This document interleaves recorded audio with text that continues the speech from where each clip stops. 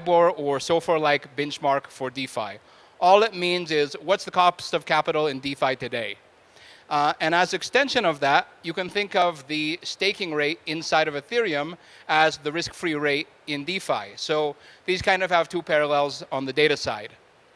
And then if we look at the interest rate swap, or what we'll talk about a little bit later is the stake rate swap, it's a traditional derivative instrument. You use it for hedging, you use it for speculation, and you use it for arbitrage. Okay, what's important is the IPOR index and also the stake rate indexes. These are public goods. So how it happens in traditional finance is if you're building a credit product, your bank is going to quote you a rate. That rate's coming from one of these indexes. They're going to say, okay, you want a home loan? I'll give you the SOFR rate plus 50 basis points or 0.5%, right? And so this contract that's written on pen and paper dictates what you'll pay for your mortgage over time. So in the same way, we can build this in DeFi, where we have this transparent, immutable index that's printed on chain, and actually other builders can point to it to actually structure their different credit, derivatives, and deal terms. And so the IPOR index itself is a public good that's available for all builders inside of the credit markets. So we took this behemoth instrument that is a massive TradFi player. It basically underpins the entire debt markets. And we said, okay, so how can we apply this to DeFi? How can we take something that's typically an OTC swap between two financial institutions, and how can we implement it in decentralized finance?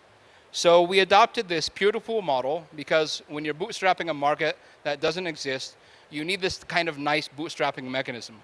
So we built the first peer-to-pool swap for the stablecoin pairs, right? So there's an IPOR index for USDC, USDT, and DAI. Because when we started this project, no one was borrowing ETH.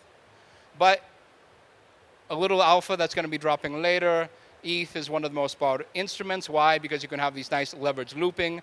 You can get different trades that are basis trades between the cost of capital, the cost of ETH in borrowing on the money markets, the stake rate return, and very soon, the liquid restaking rewards.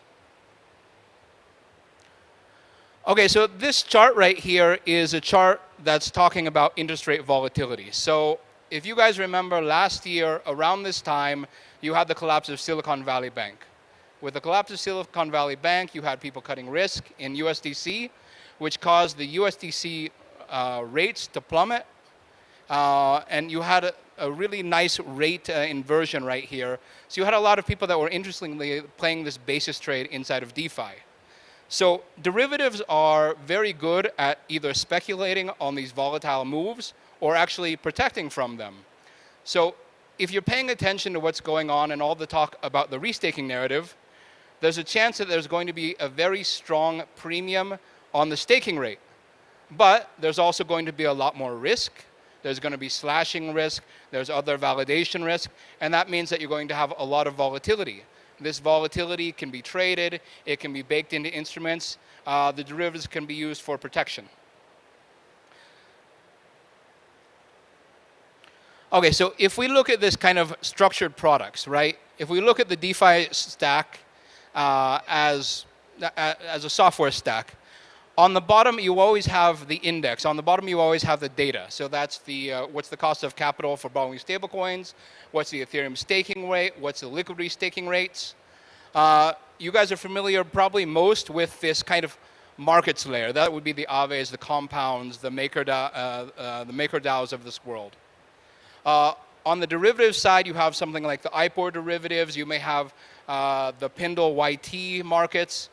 And then how you turn this into a structured product is actually you go through all of these three layers to create a nice product up at the top. Okay, so with the IPOR index, we were looking at the stable coins, right? But we're here to talk about, securing that sweet ultrasound money yield. So if you look at this, this is the chart of the Lido staking rate, right? So there's some volatility in there. Obviously, the more people that are staking, the lower the yield goes.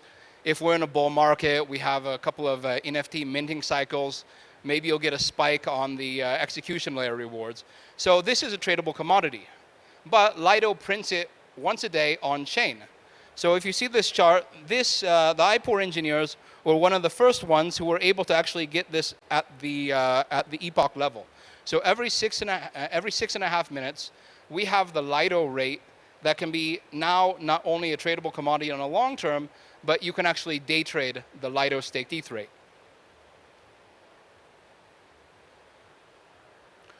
So how do we do this? Well, we iterate over the list of the thousands of validators, pay attention to the MEV rewards, pay attention to the different block rewards, and you can see here on this chart, you can see the white dots are the Lido prints, and the blue line is the intraday print, right? So if you have something this volatile, actually on a stake rate swap, you can offer some pretty high leverage, and it's actually not that degen.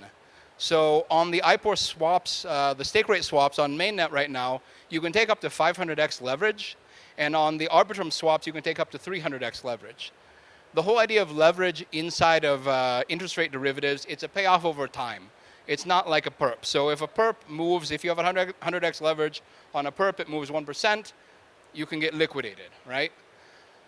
On a stake rate swap, it's actually an exchange of payoffs over time. So that means, let's say you're an institutional player, right? Everyone's talking about the Ethereum ETF. And we see a lot of these filings get updated where a portion of these funds are going to be allowed to be staked. So this staking portion is where the institutions are going to want to hedge their downside risk on the Ethereum staking rate. And this is where the stake rate swap comes in to these kind of nice structured products. Okay, so how do we bring these to market? Again, IPOR protocol is about data, it's about derivatives, and it's about structured products. So you have to build this nice pipeline. So what does it start with data? So if you look at the data side, you have the stake rate data from the Lido staked ETH rate. You put it through the model, you have this nice feedback loop, and then you launch the market. So this actually, this product pipeline will allow us to launch other derivatives around other liquid staking tokens. And eventually, I think one of the ones that you guys might be most interested in are the liquid restaking rates.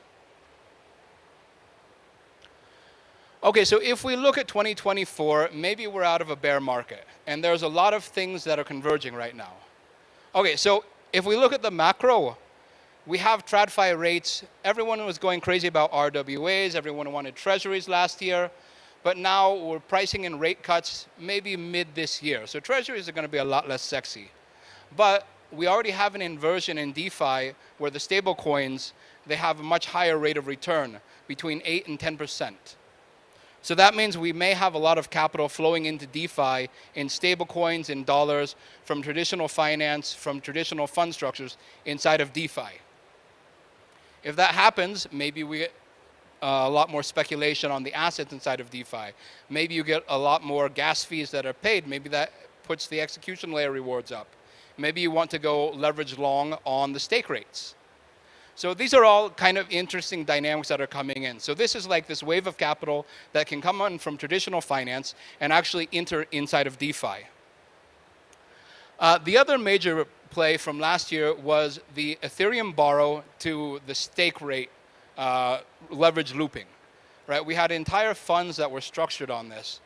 Borrow, get access to Ethereum staking, rinse, repeat. But we already have people that are talking about this liquid restaking returning 10 to 15%, right? This is going to change the dynamics of the cost of borrowing Ethereum. If it changes the cost of borrowing Ethereum, it could actually change the entire interplay between how many people want to stake. Why would you stake for a 3% yield when you can actually get either liquid ETH at what could be up to 8, 10%, or restaking reward at 10 to 15.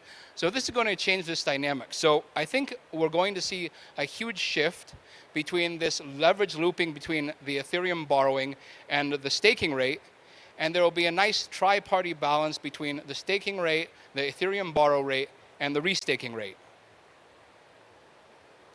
Okay, you guys may know this guy. This is what a podcast from a little earlier this year. I want to see how the degens are going to speculate on interest rates. I think everyone is trying to find that native expression of an interest rate swap. And that's actually what we've been building here for the past 2.5 years. So we launched the stake rate swap back in the second week of December. Since then, it's underwriting, I think right now, around 80 million in open interest. And over the lifetime, it's underwritten over around 4.3 billion worth of notional swap volume. So this is important to see. Actually, you have the stablecoin swaps down here, but people really care about protecting that sweet ETH yield. And I think that this is going to be a major driver for the IPOR protocol. It's going to be a major driver for the next narratives, and especially for these nice structured products. Okay, so again, we're going to have this kind of tri-party trade.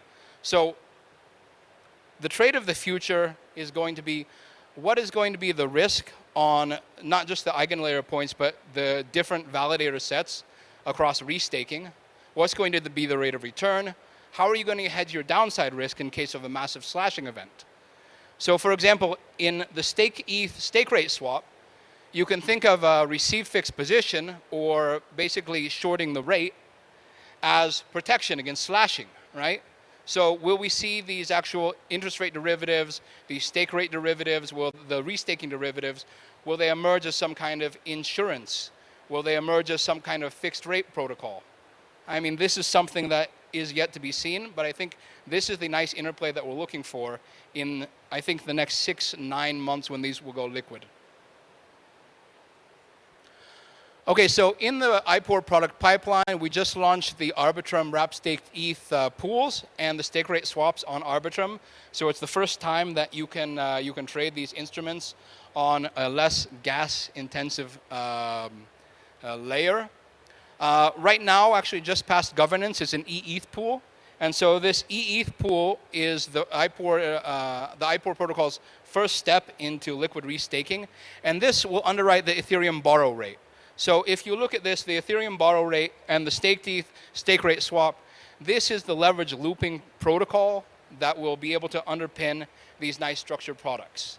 And then in the future, there will be other pools that will be underwriting different restaking rates. And then again, the USDM is a SOFR swap. So we see this SOFR swap, which is a TradFi dollar index, as the conduit by which liquidity enters from traditional finance into DeFi. And so this is setting a little bit of an example of, I think, where the major narratives in 2024 are converging, where the capital will flow in from the outside into DeFi, and where inside of DeFi that you can really look to get these nice interplays between different yield profiles. So IPOR Labs, we have a sizable team, very deep background in enterprise software development, a lot of mathematicians, people from hedge funds. Myself, I've been building in crypto since 2011. My co-founder since 2016. So we have a very long view to this industry. It's not an easy project to deliver, but this is something that, if we look at the importance of interest rate derivatives in traditional finance, this can be something that the credit markets, not just next year, but 5, 10, 15 years in the future can be built on. The other thing is, if you're interested in the IPOR community, we actually have a very strong community that's already active. We have 3 governance proposals that have gone through in the last 2 weeks. If you guys are interested in getting involved, there's the IPORian group, which they've worked their way up. And these are really kind of the community stalwarts. There's an economic work group which manages things like DEX liquidity. It manages things like emissions of rewards. You have the governance work group. You have a marketing work group. And pretty soon we'll be setting up a market and models work group, which is really focused on the quantitative modeling and risk parameters of the IPOR protocol. If you guys are interested, check out the IPOR app. You can scan here, go to app.ipor.io. All our documentation is on ipor.io. And yeah, I think that's it. I'm very quick over time. So if you guys have any questions, I'll be down here at the stage afterwards. Thank you very much.